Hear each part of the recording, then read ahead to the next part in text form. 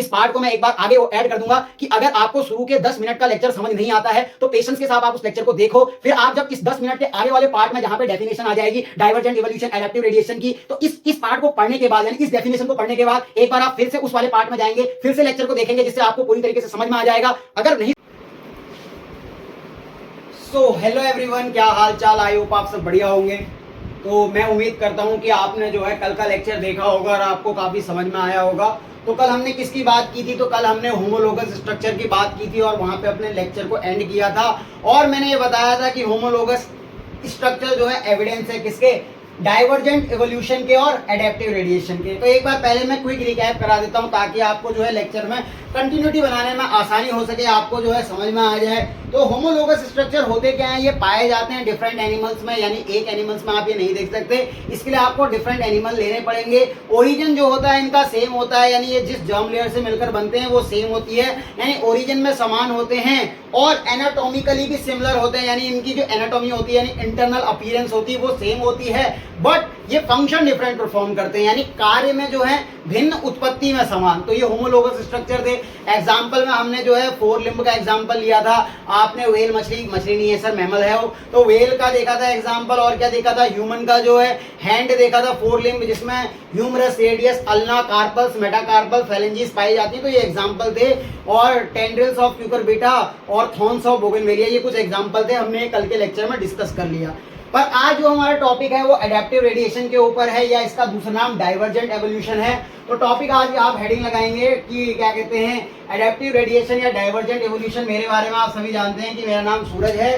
तो बात कर लेते हैं हम इसकी टॉपिक की, ठीक है, ज्यादा नाम के ऊपर क्या जाना है। तो homologous structure are evidence of divergent evolution. अगर आपसे पूछा जाए कि होमोलोगस स्ट्रक्चर किसके एविडेंस है, तो आपको बताना होगा ये डाइवर्जेंट एवोल्यूशन के एग्जांपल है या उसका बताता है। और डाइवर्जेंट एवोल्यूशन क्या होता है? एडेप्टिव रेडिएशन होता है। इसकी डेफिनेशन में जाने से पहले मैं आपको जो बोर्ड में लिखा है पहले वो समझाता हूँ। डेफिनेशन तो क्या है, 2 लाइन की है, आप डेफिनेशन को जो है पढ़ के समझ सकते हो, पर आपको उसका फील दिलाऊंगा पूरा।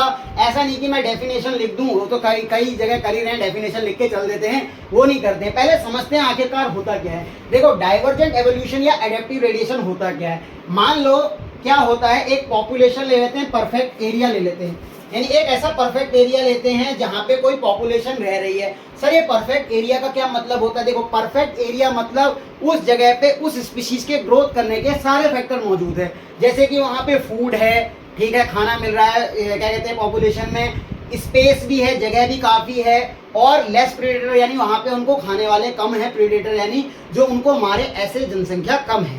तो क्या होगा, जब एक किसी स्पीशीज को क्या होगा, परफेक्ट एरिया मिलेगा जहां पे फूड मिल रहा है, शेल्टर मिल रहा है, स्पेस मिल रहा है और लेस प्रेडेटर मिल रहे हैं, तो जनसंख्या जो है इनॉर्मसली ग्रोथ करेगी। आपने जो है जनसंख्या कर्व पढ़ा है, मैंने पढ़ाया था एक लेक्चर में, जहां पे जो है स्टार्टिंग में लैग फेज होता है और बाद में जो है एक्सपोनेंशियल फेज आता है और एक स्टेशनरी फेज आ जाता है। ये क्या है?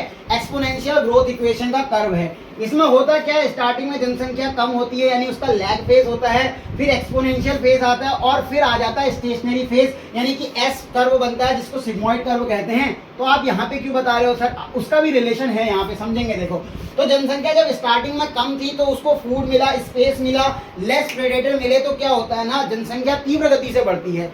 क्या मतलब? देखो, इंसान का जो जीवन का उद्देश्य वो क्या है? एक तो है फूड और एक है रिप्रोड्यूस करना, यानी फूडिंग क्या कह रहे हो सर? फीडिंग एंड ब्रीडिंग क्या है? मेन उद्देश्य। हम पहले पढ़ने थोड़ी आए थे, तो हमारा जो जीवन में जो मेन उद्देश्य होता है वो फीडिंग होता है और ब्रीडिंग होता है। तो हमने अच्छा खाया, खाना खाया, ब्रीड किया, जनसंख्या बढ़ाई।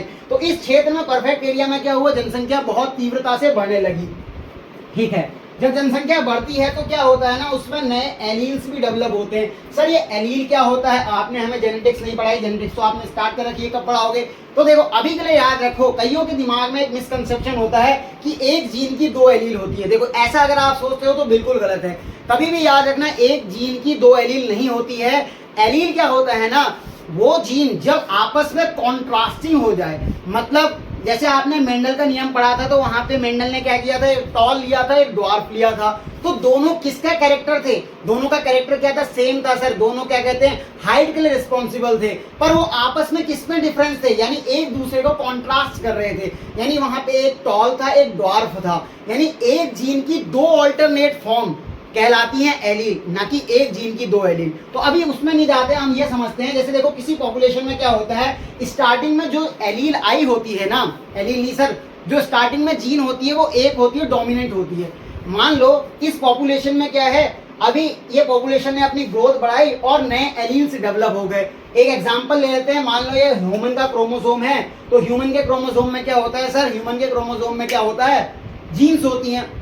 अब मान लो दो, ये होमोलोगस क्रोमोसोम है। अब होमोलोगस क्या होता है, जिसमें दोनों तरफ जीन सेम होती है। तो स्टार्टिंग में कोई जीन बनी होगी, मान लो मेरी आई कलर जो है ब्लैक है, तो स्टार्टिंग में जो डोमिनेंट कैरेक्टर था, यानी सभी की आंख कैसी थी, ब्लैक थी, तो सभी में अभी देखो दोनों होमोलोगस क्रोमोसोम पे आई कलर कैसा है सर, ब्लैक है। ठीक हो गया।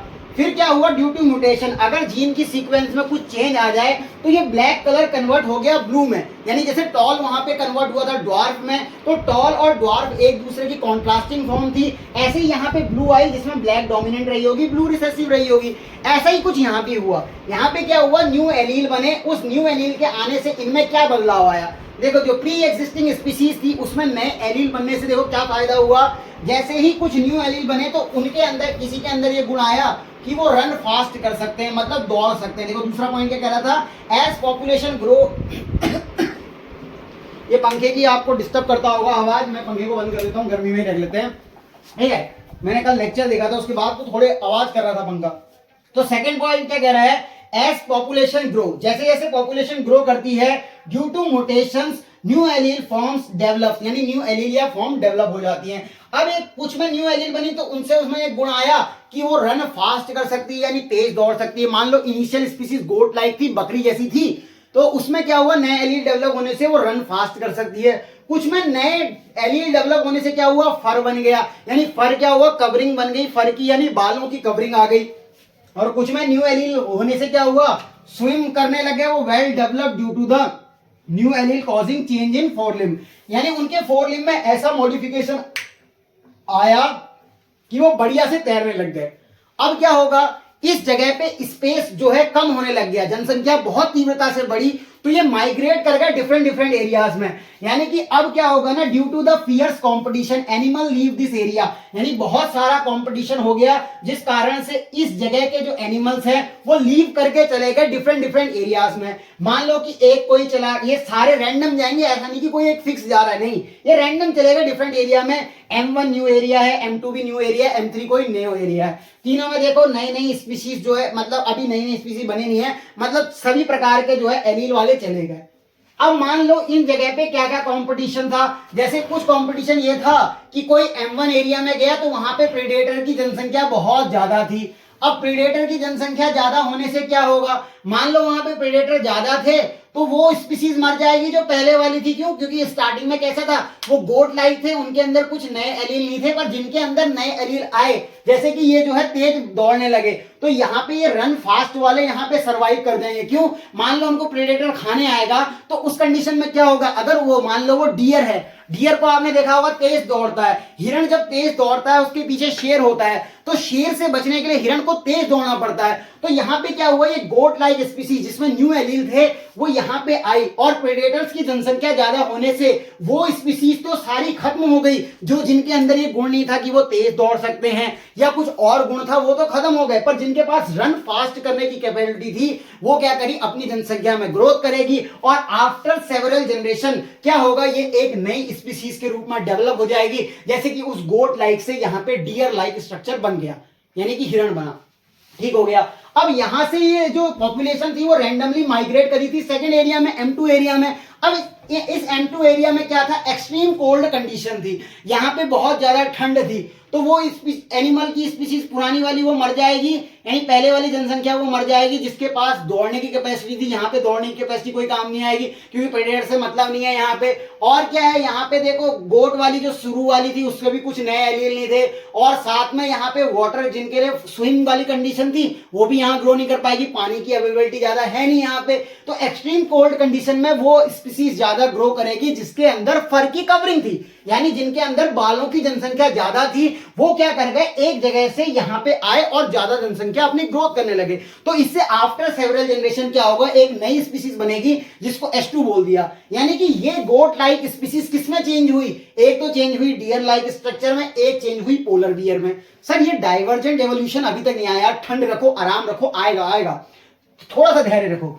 तीसरी कंडीशन में क्या हुआ, तीसरे एरिया में ये सभी स्पीसीज माइग्रेट करी थी, यहां पे वाटर की अवेलेबिलिटी ज्यादा थी, तो यहां पे भागने वालों का भी कोई गुण काम नहीं आ रहा है, और क्या हो रहा है, वो गुण भी काम नहीं आएगा जो क्या कहते हैं फर वाली कवरिंग थी, बट वो गुण काम आ जाएगा जो जहां पे क्या कहते हैं जिनके अंदर 4 लिम्ब मॉडिफाई हो गए थे, किसमें 4 लिम्ब मॉडिफाई इनटू द क्या कहते हैं जिनमें स्विम करने के कैरेक्टर आए। तो मैमल्स में देखो, वेल आपने एग्जांपल देखा, तो एक जगह से एक ही स्पीसीज का आफ्टर सेवरल जनरेशन नई प्रकार की स्पीसीज का बनना क्या कहलाता है, डाइवर्जेंट एवोल्यूशन। इसको मैं समझाता हूं, पहले आप इसको नोट करो और मैं मिटाता हूं। तो यहां पे क्या हुआ, एक स्पीसीज S थी जो कि कन्वर्ट हुई, देखो डाइवर्स रूप से फैल गई S1 में, S2 में, S3 में, तो नई स्पीसीज बन गई। तो इसका सर डाइवर्जेंट रिलेशन से क्या मतलब है, तो एक बार इसको नोट करो, फिर मैं आपको समझाता हूं कि इसका डाइवर्जेंट क्या कहते हैं वो इवोल्यूशन या एडेप्टिव रेडिएशन से क्या मेल खाता है, एक बार इसको नोट करो। अब तक जो मैंने पढ़ा है एक बार उसको रिलेट करना डेफिनेशन के संग, मजा आ जाएगा आपको।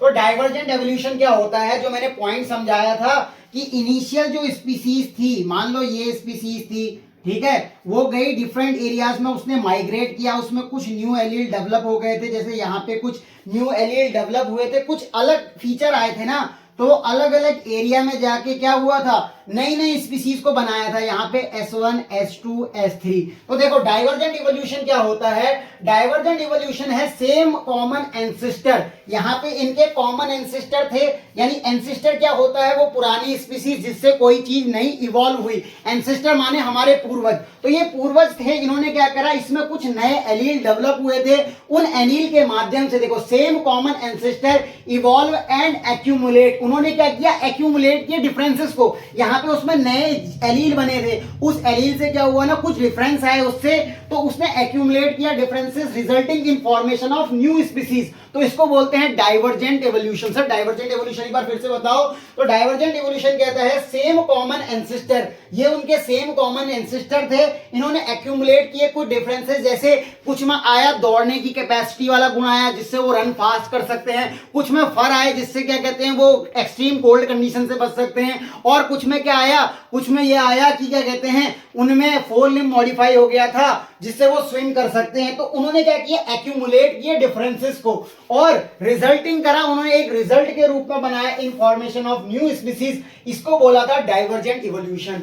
अब एडेप्टिव रेडिएशन क्या होता है और डाइवर्जेंट क्या कहते हैं एवोल्यूशन किस तरह से रिलेटेड है एडेप्टिव रेडिएशन से, तो एडेप्टिव रेडिएशन में देखो रेडिएशन क्या होता है, emission of energy from a source, किसी सोर्स से एनर्जी का एमिशन होना रेडिएशन कहलाता है। मान लो मैं यहाँ पे एक बॉडी खड़ा हूं, मुझसे जो है एनर्जी एमिट हो रही है, निकल रही है, तो इसको क्या बोलेंगे, रेडिएशंस बोलेंगे। तो एडेप्टिव का क्या मतलब हुआ, अडेप्टेशन, एडेप्टेशन होता है adjustment of organism to their environment in order to improve their chances to survival. यानी कह रहा है जो एडेप्टेशन का मतलब होता है, एडेप्टेशन का मतलब ये होता है adjustment of organism to their environment in order to improve their chances to survival, यानी उसके सर्वाइव करने के जो चांस होते हैं उसको बोलते हैं एडेप्टेशन। तो अब ये एडेप्टिव रेडिएशन क्या है देखो उसको भी समझते हैं, उससे पहले सिलेक्शन प्रेशर क्या होता है, एक ऐसा pressure refers to all external agent which affect the survival of organism, यानी उस सर्वाइवल ऑफ ऑर्गेनिज्म को जो अफेक्ट करते हैं वो प्रेशर को बोलते हैं सिलेक्शन प्रेशर। ये क्या हो सकता है, एनवायरमेंटल कंडीशन हो सकती है, जैसे यहाँ पे प्रेडेटर थे, यहाँ पे एनवायरमेंटल कंडीशन एक्सट्रीम कोल्ड थी, यहाँ पे वाटर था, तो कुछ वेल में चले गए, कुछ पोलर बियर में चले गए और कुछ क्या कहते हैं डियर में कन्वर्ट हुए। तो एनवायरमेंटल कंडीशन हो सकती है, फूड अवेलेबल हो सकता है, प्रेडेटर्स हो सकता है, या कोई डिजीज हो सकती है। अब ये एडेप्टिव रेडिएशन का क्या मतलब होता है, बिकॉज ऑफ कंपटीशन, देखो इन जगह पे गए तो डिफरेंट टाइप के कंपटीशन थे, पहला कंपटीशन प्रेडेटर से था, दूसरा क्या कहते हैं हमारा एक्सट्रीम कोल्ड से था, और तीसरा कंपटीशन हमारा किसके संग था, हमारा था क्या कहते हैं वाटर के संग। तो because of competition for food, food के लिए, स्पेस के लिए, तो सिंगल एंसेस्ट्रल स्पीसीज इवॉल्व होती है into new species which occupy different habitats, वो ऑक्यूपाई करते हैं डिफरेंट हैबिटाट्स को, तो इसको क्या बोलते हैं, इसको बोलते हैं एडेप्टिव रेडिएशन।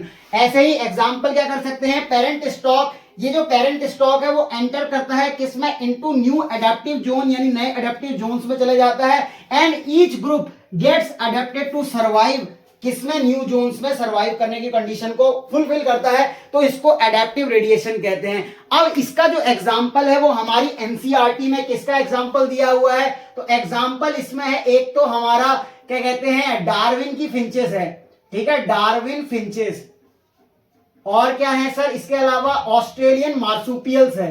आप ये एनसीईआरटी में चेक करना, मैंने एनसीईआरटी कवर कर दी है, ऑस्ट्रेलियन मार्सुपियल्स हैं, ऑस्ट्रेलियन मार्सुपियल्स। अब मैं इसको ज्यादा डिटेल में नहीं बताऊंगा, आप थोड़ा एनसीईआरटी पढ़ना, पर मैं आपको ये समझा देता हूं कि ये डार्विन फिंचेस का एग्जांपल कैसे है, और डाइवर्जेंट एवोल्यूशन को मैंने आपको पूरी तरीके से समझा दिया। तो देखो, डार्विन की फिंच ये बोलती है कि ओरिजिनल जो सीड ईटिंग मतलब बर्ड थी, स्टार्टिंग में देखो सारी बर्ड कैसी थी, वहां डार्विन की जो फिंच है ना वो मैं आपको समझाता हूं, देखो किस तरह की थी। मान लो इस एरिया में बहुत सारी चिड़ियाएं थी, मिटा देता हूं कोई नहीं, देखो ये एक एरिया था, पहले जो सारे जो क्या कहते हैं बर्ड्स थी ना, वो एंसेस्ट्रल स्पीसीज की चोंच कुछ की ऐसी थी, कुछ में मॉडिफिकेशन आया, ये चोंच थोड़ी सी ऐसी हो गई, कुछ की चोंच ऐसी हो गई, कुछ की चोंच में दांत जैसे भी थे, तो उनकी बीक क्या हुई, मॉडिफाई हो गई, और एंसेस्ट्रल स्पीसीज में बीक का पैटर्न ऐसा था। अब क्या हुआ, ओरिजिनल जो इसमें जो स्पीसीज थी वो सीड ईटिंग थी, यानी किसको खाती थी, सीड को खाती थी, तो उसके हिसाब से उनका चोंच था, पर कुछ की मॉडिफाई हो गई थी, वो सीड भी खा ले रही थी। अब क्या हुआ, इस जगह पे स्पेस कम हो गया, तो ये माइग्रेट कर गई गैलापागोस आइलैंड में, यानी यहाँ पे जब स्पेस कम होने लग गया, फूड कम होने लग गया, तो ये माइग्रेट करी कहाँ पे, माइग्रेट करी गैलापागोस आइलैंड में। जब ये गैलापागोस आइलैंड में गई तो वहां पे बहुत आइलैंड में बहुत सारे ऐसे समूह थे जहां पे अलग अलग एनवायरमेंटल कंडीशन मिली, जैसे कि ये एंसेस्ट्रल स्पीसीज जब इस वाले स्टॉक में गई थी, यानी पेरेंटल स्टॉक जब गया था डिफरेंट डिफरेंट जोन में गैलापागोस में, तो कहीं जगह पर क्या था, कैक्टस थे, यानी वहां पे कंडीशन क्या था कि कैक्टस ही कैक्टस थे, यानी अब क्या है, वो सीड ईटिंग बर्ड को कैक्टस को खाना पड़ेगा, तो जिनकी चोंच का पैटर्न उस तरह का था जो कैक्टस को खा सकता था, तो वो वहां पे ग्रो कर गई, और आफ्टर सेवरल जनरेशन उसने रिप्रोड्यूस कर करके जो है एक नई स्पीशीज में कन्वर्ट हुई। कुछ ऐसी जगह पहुंची जहां पे इंसेक्ट बहुत सारे थे, यानी कि अब उसको जीवित रहने के लिए इंसेक्ट को खाना पड़ा, तो उनकी जो चोंच थी वो इस प्रकार से मॉडिफाई थी कि उसने जो है इंसेक्ट को खाना शुरू कर दिया। कुछ क्या कहते हैं, ऐसी जगह पे गई जहां पे क्या कहते हैं पत्ते थे, तो पत्तों को उन्होंने खाया, कुछ की अलग हैबिटाट रहा, तो मतलब डिफरेंट डिफरेंट हैबिटाट में जाके उसके अनुसार वो ढलने लगी, और उसने कुछ जो कैरेक्टर्स पहले से ही एक्वायर किए थे उसने उसको एक्यूमुलेट किया और नई स्पीसीज में कन्वर्ट हुई। तो इस प्रकार से एक स्पीसीज का, एंसेस्ट्रल स्पीसीज का कुछ कैरेक्टर्स को एक्वायर करके न्यू स्पीसीज में कन्वर्ट हो जाना डाइवर्जेंट एवोल्यूशन कहलाता है या एडाप्टिव रेडिएशन कहलाता है। और इसमें जो एक एग्जांपल है वो ऑस्ट्रेलियन मार्सुपियल्स का है। ये मार्सुपियल्स क्या होते हैं ना, ये मार्सुपियल जैसे कुछ ने कैंगारू में कन्वर्ट हुए, कुछ क्या कहते हैं अलग अलग चीजों में कन्वर्ट हुए, तो ऑस्ट्रेलियन मार्सुपियल्स भी किसका एग्जांपल है, ऑस्ट्रेलियन मार्सुपियल्स एग्जांपल है क्या कहते हैं डाइवर्जेंट इवोल्यूशन का। तो हमने मॉर्फोलॉजिकल और एनाटॉमिकल एविडेंसेस में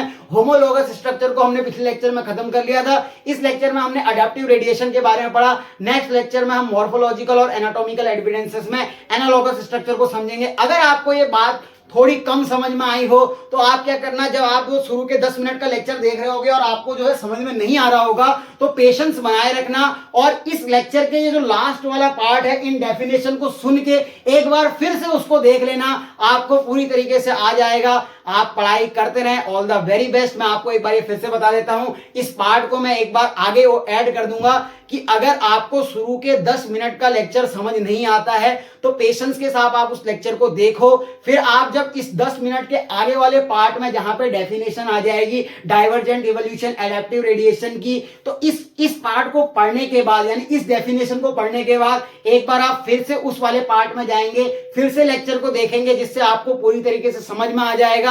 अगर नहीं समझ में आता है तो आप कमेंट करना, मैं दोबारा बता दूंगा। तो पढ़ाई करते रहें, ऑल द वेरी बेस्ट। मिलते हैं आपसे नेक्स्ट लेक्चर में जिसमें हम नया टॉपिक शुरू करेंगे एनालॉगस स्ट्रक्चर। पढ़ाई करते रहें, all the very best, bye bye.